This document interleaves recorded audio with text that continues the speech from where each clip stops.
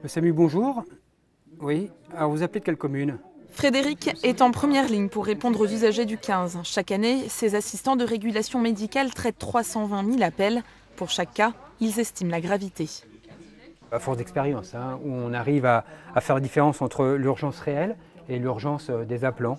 Il faut prioriser tous ces appels pour en déduire, pour passer les plus urgents au médecin régulateur, en demandant aux autres de patienter, en leur expliquant avec beaucoup d'empathie qu'on va s'occuper d'eux, mais qu'il y a des appels plus urgents à traiter avant.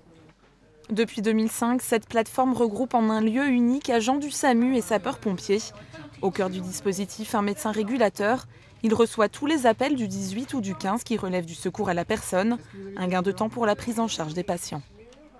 Le rôle du médecin régulateur, c'est de pouvoir déterminer la réponse la plus adaptée au type d'appel. Ça peut aller du simple conseil médical, diriger le patient vers la médecine générale si on l'estime, transporter le patient vers un centre hospitalier, déclencher des secours.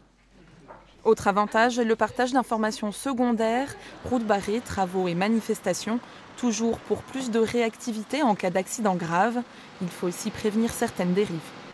Dans certains départements, lorsque le 18 décide de ne pas intervenir parce qu'il n'y a pas urgence, les gens peuvent être tentés de faire un forcing en composant le 15. Or ici, nous partageons ces informations et savons d'emblée que la personne a déjà composé le 18 quelques minutes auparavant. Dans le Cher, les appels sont de plus en plus nombreux chaque année, surtout les week-ends, faute de médecins généralistes de garde.